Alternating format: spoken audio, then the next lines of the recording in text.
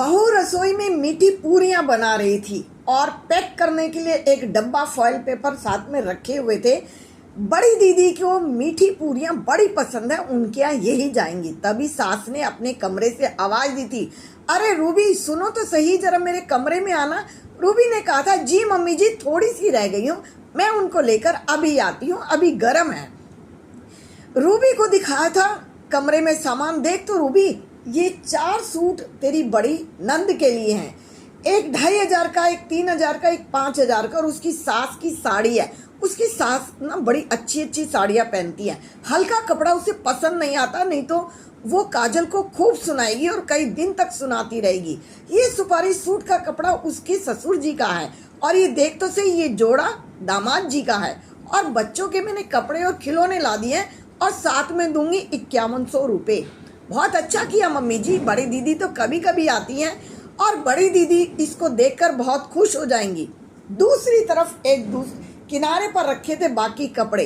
2 suit थे हल्के फुल्के से, कहीं आए होंगे लेने देने में से, जैसे कि 30 त्योहार पर कोथली में सामान में आया करते हैं। 2 जोड़ी कपड़े थे और साथ में था पैंट शर्ट का कपड़ा। साथ में रखे थे 1100 रुपये। फिर पूछा था रूबी ने, मम्मी जी एक तरफ ये इतना सामान और दूसरी तरफ ये किसका है?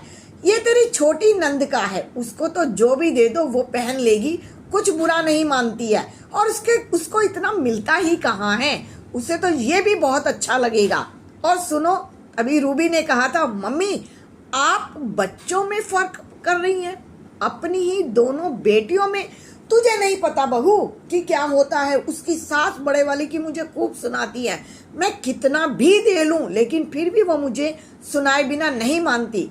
और मम्मी जी छोटे वाले की सास, अरे कुछ भी दे दो वो फिर भी खुश हो जाती है, उसको मिलता कहाँ से है, उसको देता कौन है?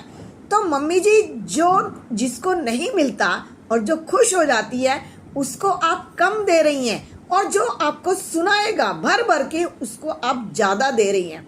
मम्मी जी आपने तो वो कहावत पूरी कर दी, भरते को भरे रीते को रिताएं, जिसके ज्यादा है उसके ज्यादा जाएगा और जिसके पास नहीं है उसको कम दिया जाएगा।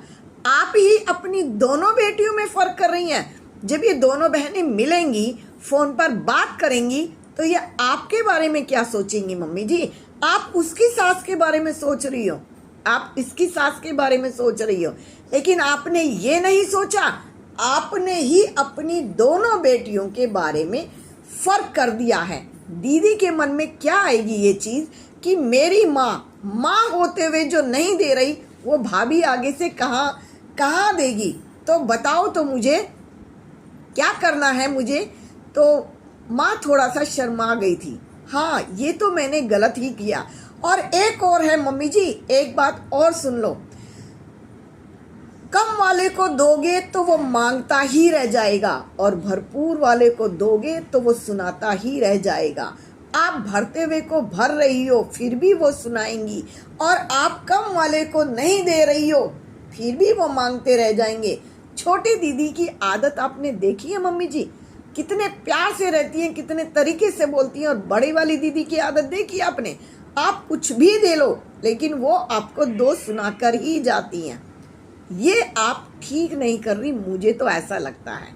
कहकर बहू ने सास को समझाया था, मम्मी बेटियां आपकी हैं, देना आपको है, लेकर भाई जाएगा, मैं तो उनके साथ जाऊंगी, लेकिन जब मैं बड़ी वाले के सामने बैग खोल कर रखूंगी तो मुझे अच्छा लगेगा, लेकिन जब मैं छोटी वाली के सामने ये बैग खोल कर रखूंगी, सोचो मम्मी मैं तो ये फर्क नहीं कर सकती हूँ।